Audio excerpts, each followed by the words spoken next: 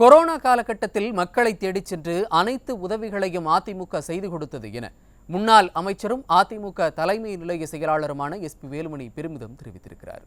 பொள்ளாச்சி நாடாளுமன்ற தொகுதி அதிமுக வெற்றி வேட்பாளர் கார்த்திகேயனை ஆதரித்து முன்னாள் அமைச்சரும் அதிமுக தலைமை நிலைய செயலாளருமான எஸ்பி வேலுமணி ஆலாந்துறை பகுதியில் தீவிர வாக்கு சேகரிப்பில் ஈடுபட்டார். அப்போது முன்னாள் அமைச்சர் எஸ்பி வேலுமணி மற்றும் பொள்ளாச்சி நாடாளுமன்ற தொகுதி அதிமுக வெற்றி வேட்பாளர் கார்த்திகேயன் ஆகிய இருவருக்கும் பொதுமக்கள் உற்சாக வரவேற்பு அளித்தனர். பின்னர் பேசிய முன்னாள் அமைச்சர் எஸ்பி வேலுமணி கொரோனா காலகட்டத்தில் மக்களை தேடிச் சென்று அனைத்து உதவிகளையும் அதிமுக செய்து கொடுத்தது என குறிப்பிட்டார். ஆனால் 3 ஆண்டுகால திமுக ஆட்சியில் எதுவும் செய்யப்படவில்லை என்றும் அத்தியாவசிய பொருட்களின் விலையை உயர்த்திவிட்டதாகவும் குற்றம் சாட்டினார். 3 வருஷமா திமுக ஆட்சியில் ஒண்ணுமே நடக்கல.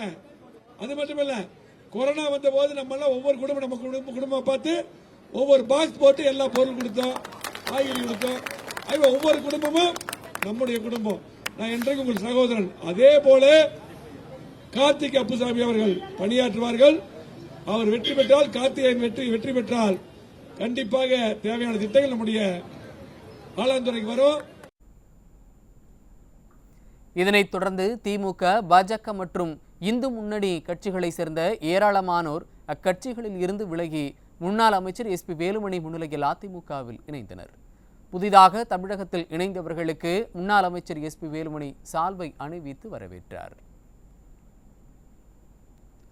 பொள்ளாச்சி நாடாளுமன்ற அதிமுக வெற்றி வேட்பாளர் கார்த்திகேயனை ஆதரித்து முன்னாள் அமைச்சரும் அதிமுக தலைமை நிலைய செயலாளருமான எஸ்பி வேலுமணி தீவிர வாக்கு சேகரிப்பில் ஈடுபட்டார். தொண்டாமுத்தூர் சந்தைப்பேட்டை பகுதிக்கு வந்த முன்னாள் அமைச்சர் மற்றும் வேட்பாளருக்கு பொதுமக்கள், வியாபாரிகள் உற்சாக வரவேற்பு அளித்தனர். இதனைத் தொடர்ந்து பிரச்சாரத்தில் பேசிய அவர் அதிமுக ஆட்சியில் கொண்டு வந்த திட்டங்களுக்கு தற்போது திமுக ஸ்டிக்கர் ஒட்டி வருவதாக குற்றம் சாட்டினார்.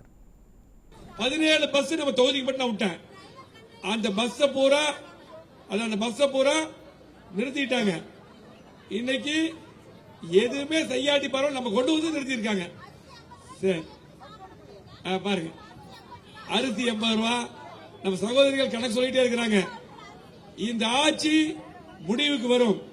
எதுவுமே செய்யாம கடுமையான விலை உயர்வு முடிவுக்கு வரும். அம்மாவுடைய ஆட்சி எடப்பாடி தலைமையில் மீண்டும் வரும். செய்யாத விடுபட்ட திட்டங்களை நாங்கள் மீண்டும் செய்வோம்.